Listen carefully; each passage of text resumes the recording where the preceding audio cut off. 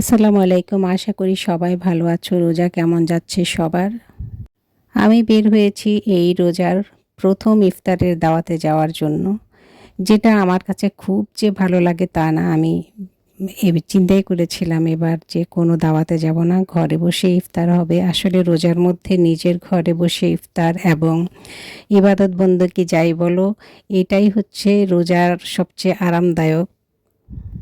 কিন্তু কিছু প্রিয় মানুষদের দাওয়াত যেমন অগ্রাহ্য করা যায় না, আবার তেমনি যেতে ভালোও লাগে। তেমনি আমার বিআই সাহেব এখন নিয়ে যাচ্ছে আমাদেরকে একটা দাওয়াতে, ইফতারির দাওয়াত।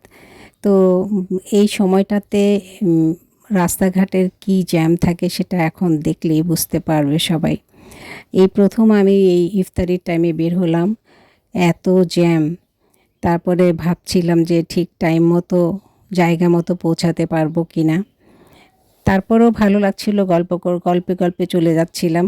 আর মাথা ব্যথা একটু কম ছিল, যা করবে আমাদের বিআই সাহেবই করবে। তো এখন হচ্ছে যে এই যে চলে এলাম, এই এরিয়াটা দেখেই বুঝতে পারছো মিরপুর এরিয়াতে সবসময় একটু জ্যাম লেগেই থাকে। তো এটার আশেপাশেই সম্ভবত আমাদের ভেন্যু, যেখানে আমাদের ইফতারের দাওয়াত দিয়েছে। তো ওখান থেকে যখন নামলাম তখন আবার একটু বেশ অন্যরকম একটা পরিবেশে এসে খুব ভালো লাগছিল। কারণ রাস্তার মধ্যে গরম গরম সব ইফতারের আইটেম বিক্রি হচ্ছিল, যেটা দেখতে আমার খুবই ভালো লাগে এবং মনে হয় যে এগুলোর চেয়ে মজার খাবার আর পৃথিবীতে কিছু নেই।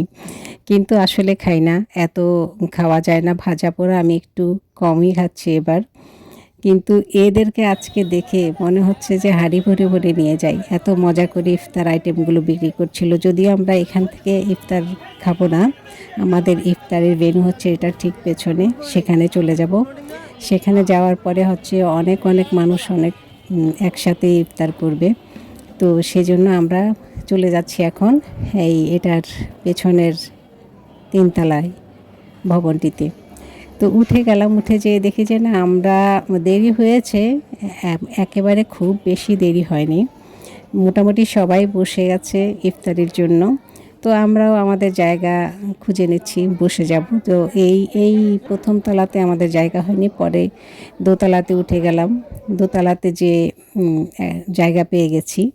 এই যেখানে একটা বেবি সুন্দর করে দুলছার, পরিবেশটা বেশ মোটামুটি সুন্দর ছিল, কিন্তু মানুষজন বেশি থাকলে সুন্দর জায়গাগুলো ঢেকে যায় একটু, খুব বেশি দেখা যায় না। তো ইফতারের সাজানোর টেবিল দেখে মনটা ভরে গেল, খুব পরিপাটি করে সাজানো ছিল। তো এই গ্রুপটা হচ্ছে গুড মর্নিং গ্রুপ, মানে যেখানে সকালবেলা যারা সবাই হাঁটে সবাই মিলে একটা ইফতারের আয়োজন করা হয়েছে, সেখানে আজকে আমরা চলে এসেছি। তো খাবারগুলো বেশ ভালোই ছিল, মানে উপাদেয় এবং রুচিকর ছিল।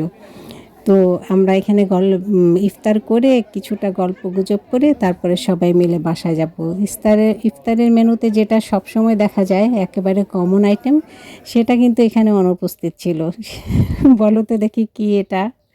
আমরা ওটা না হলেই ইফতার খাই না। যদিও আমি এই রোজাতে ওগুলো একটু কম খাচ্ছি। তারপরে একটা জিনিস কিন্তু অনুপস্থিত ছিল।